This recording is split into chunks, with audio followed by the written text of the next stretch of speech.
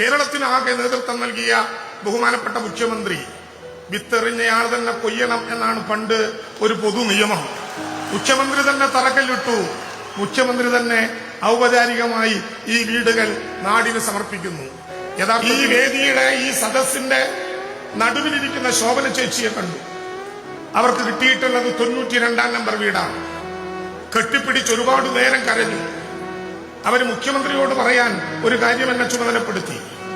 എനിക്ക് മരണപ്പെട്ടുപോയ മകളായി ഇനി ഞാൻ ഈ 92 നമ്പർ വീടിനെ കാണും, സ്വന്തമായി നഷ്ടപ്പെട്ട ഒരു മകൾക്കു പകരമായി എന്ന് ശോഭന ചേച്ചി പറഞ്ഞപ്പോ കയ്യിൽ നിന്ന് മനുഷ്യൻ നഷ്ടപ്പെടുക എങ്ങനെയാണെന്ന് നമുക്ക് ബോധ്യപ്പെടാവുന്ന അനുഭവമുണ്ടായി. എങ്ങനെ ഈ വിജയഗാഥ കേരളത്തിൽ തീർക്കാനായി? ഒരു നഗരമെന്ന മുൻപരിചയങ്ങളില്ലാത്ത, മുന്നനുഭവങ്ങളില്ലാത്ത ഒരു നാട്ടിൽ സഹായിക്കേണ്ടവർ പോലും കേന്ദ്ര ഗവൺമെന്റ് അടക്കം ക്രൂരമായ സമീപനത്തോടെ കേരളത്തെ കഴുത്തു പിടിച്ചു ഞെരിച്ചു കൊല്ലാൻ ശ്രമിച്ചപ്പോഴും കേരളം അഭിമാനത്തോടെ പറഞ്ഞിട്ടുണ്ട്, അവസാനത്തെ ദുരന്ത ബാധിതനെ കൂടി പുനരധിവസിപ്പിക്കാതെ ചുരമറങ്ങില്ല ലോകമലയാളം എന്ന യാഥാർത്ഥ്യം.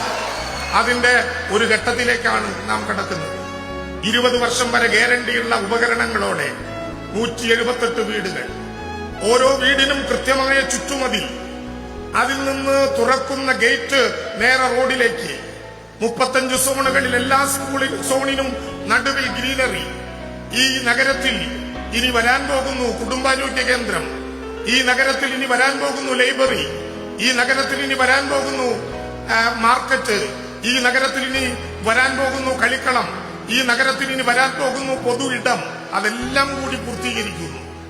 ചിലർ ചോദിച്ചു, തെരഞ്ഞെടുപ്പ് വന്നാൽ, കോഡ് ഓഫ് കോണ്ടക്ട് വന്നാൽ ഏതെങ്കിലും വിധത്തിൽ ഈ പണി നിർത്തുമോ?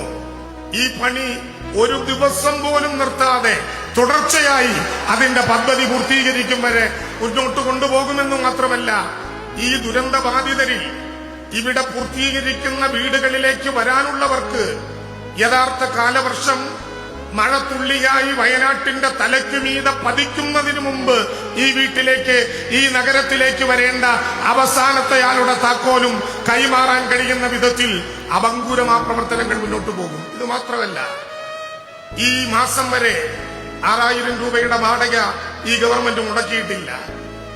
ഈ മാസം വരെ, ഇനി ഈ വീടുകളിലേക്ക് കയറും വരെ അത് തുടരും. 300 രൂപയുടെ ജീവനോപാധി വെച്ച് 9000 വീതം ഒരു വീട്ടിലെ 2 പേർക്ക് കൊടുക്കുന്ന സഹായം അങ്ങനെ തുടരും. 1000 രൂപയുടെ ഫുഡ് കൂപ്പൺ തുടരും. ഇതുമാത്രമല്ല, നഷ്ടപ്പെട്ടതെല്ലാം നമുക്ക് തിരിച്ചു പിടിക്കാൻ പറ്റിയ അനുഭവങ്ങളിലേക്ക്, വെള്ളാർമലയുടെ താഴ്വാരത്ത് ഒരു പള്ളിക്കൂടമുണ്ട് എന്ന് പാട്ടുപാടിയ, പുന്നപ്പുഴയുടെ ഓരം ചേർന്നൊരു പള്ളിക്കൂടമുണ്ട് എന്ന് പാട്ടുപാടിയ ഉണ്ണിമാഷുടെ കുട്ടികൾ പഠിക്കുന്ന വെള്ളാർമലയിലെ സ്കൂള് ഭൂമി ഏറ്റെടുത്തതുപോലെ അവർക്ക് തിരിച്ചു കൊടുക്കുന്നതടക്കമുള്ള പ്രവർത്തനങ്ങളിലേക്ക് അഭംഗുരം നാം മുന്നോട്ട് പോവുകയാണ്. ഈ പ്രവർത്തനം കേരളം ഒരു മനസ്സായി നടത്തിയതാണ്. ഏതെങ്കിലും ഒരു വിഭാഗത്തിന്റെ, ഏതെങ്കിലും ഒരു നിറത്തിന്റെ, ഏതെങ്കിലും ഒരു ഭരണകൂടത്തിന്റെ മാത്രം സ്വത്തല്ല. കേരളത്തിലെല്ലാവരും, പക്ഷമുള്ളവരും ഇല്ലാത്തവരും എല്ലാം അടങ്ങുന്ന കേരളം. ഈ നഗരത്തിലേക്ക് ഇങ്ങനെ ഒരു ആലോചനയിലേക്ക് വരാൻ എന്തു ധൈര്യം നിങ്ങൾക്ക്? മലയാളി മാത്രമല്ല, കഴിഞ്ഞ ദിവസം നമ്മുടെ വിചിത്രം കണ്ടു. ആവന്തിക ഈ കൂട്ടത്തിലുണ്ടാകും എന്ന് ഞാൻ കരുതുന്നു. ആവന്തിക അവളുടെ വീടിന്റെ കൂപ്പണെടുത്ത് അത് നേരെ ജില്ലാ കളക്ടർക്ക് നേരെ തിരിച്ചു കാണിച്ചു അഭിമാനത്തോടെ. ഞങ്ങൾ അവസാനം അവതരിപ്പിച്ച നാറ്റിവിറ്റി കാർഡ് അനുസരിച്ച് ജില്ലാ കളക്ടർക്ക് നാറ്റിവിറ്റി കാർഡ് കൊടുക്കാൻ പറ്റൂല. ജില്ലാ കളക്ടർ കേരളീയനല്ല.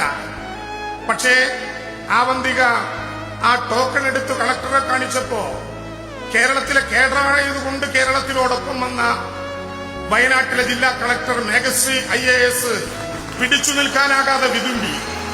കേരളം അഭിമാനത്തോടെ പറയട്ടെ, മലയാളത്തിൽ ജീവിക്കുന്നവരും മലയാളത്തെ സ്നേഹിക്കുന്നവരുമായ, അതുപോലെ ലക്ഷക്കണക്കായ മനുഷ്യരുടെ കണ്ണിലെ പവിത്രമായ ഈ കണ്ണീർ തുള്ളികളുടെ കരുത്താണ് കേരളത്തിലെ ഗവൺമെന്റിന് ഇത്തരം ഒരു ഇച്ഛാശക്തി ഏറ്റെടുക്കാനും അത് പൂർത്തീകരിക്കാനും സാധിച്ചത്. ഞാൻ അവസാനിപ്പിക്കുന്നു. പുഞ്ചിരിമറ്റത്ത് 1750 അടി മുകളിൽ പൊട്ടിയ ഒറ്റ ഉരുളിലാണ് 298 പേരെ നമുക്ക് നഷ്ടപ്പെട്ടത്. പുഞ്ചിരിമറ്റത്ത് ഉയരത്തിൽ പൊട്ടിയ ഉരുളിൽ നിന്ന് തിരിച്ചു വന്ന മനുഷ്യർക്ക് പുഞ്ചിരി തൂകാൻ പറ്റുന്ന ഒരു മുറ്റമുണ്ടാക്കി കൊടുക്കാൻ പറ്റി എന്ന ആത്മവിശ്വാസത്തോടെയാണ് ഈ ഗവൺമെന്റ് ഈ വീടുകൾ പൊതുസമൂഹത്തിന്റെ മുമ്പാകെ സമർപ്പിക്കുന്നത്. ആത്മാഭിമാനത്തോടെ എല്ലാ ഘട്ടങ്ങളിലും. ജൂലൈ 30 രാവിലെ പുലർച്ചെ 3:50 ബഹുമാനപ്പെട്ട മുഖ്യമന്ത്രി ഫോണിൽ എന്നെ വിളിക്കുന്നത്. എന്നെ മാത്രമല്ല, ഈ ഇരിക്കുന്നതിൽ പലരെയും. പുലർച്ചെ 3:50 ഉരുളുപൊട്ടി മിനിറ്റുകൾക്കകം കേരളത്തിന്റെ മുഖ്യമന്ത്രി എഴുന്നേറ്റിരുന്ന പ്രവർത്തനങ്ങൾക്ക് നേതൃത്വം നൽകി. കൂട്ടിച്ചേർക്കാവുന്ന എല്ലാവരെയും കൂട്ടിച്ചേർത്തു, ഒപ്പം നിർത്താവുന്ന എല്ലാവരെയും ഒപ്പം നിർത്തി. മനുഷ്യനായി മണ്ണിൽ ജീവിച്ചവന്റെ വികാരങ്ങൾ പൂർണ്ണമായി ഇതിനോടൊപ്പം ഉണ്ടായി. ഞങ്ങൾ പറഞ്ഞു, ഈ നഗരത്തിലേക്ക് സംഭാവന ചെയ്ത എല്ലാവരുടെയും പേരുകൾ ഓരോ വീടിന്റെയും മുമ്പിൽ പ്രദർശിപ്പിക്കുകയല്ല, ഇവിടെ വെക്കുന്ന ഒരു പുതുശിലയിൽ അവരുടെ എല്ലാം പേരുണ്ടാകും.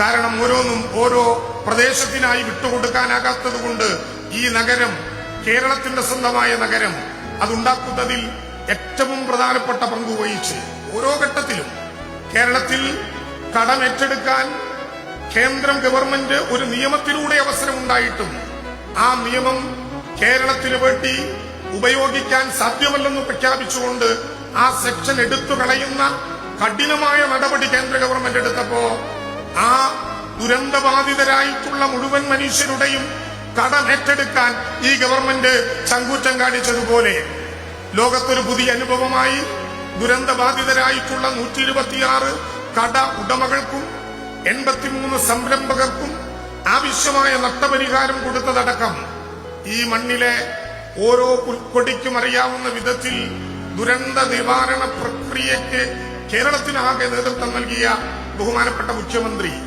വിത്തെറിഞ്ഞയാൾ തന്നെ കൊയ്യണം എന്നാണ് പണ്ട് ഒരു പൊതു നിയമം. മുഖ്യമന്ത്രി തന്നെ തറക്കല്ലിട്ടു. മുഖ്യമന്ത്രി തന്നെ ഔപചാരികമായി ഈ വീടുകൾ നാടിന് സമർപ്പിക്കുന്നു. യഥാർത്ഥത്തിൽ ഉയരുന്നത് കേരളം മുഖ്യമന്ത്രിയുടെയോ ഗവൺമെന്റിന്റെയോ യശസ്സല്ല. മൂക്ക് താഴോട്ട് നീണ്ട 3.25 കോടി വരുന്ന മലയാളി ലോകത്തിന്റെ മുമ്പിൽ ആത്മാഭിമാനത്തോടെ തല ഉയർത്തിപ്പിടിച്ചു നിൽക്കുന്ന ഈ അഭിമാന നിമിഷം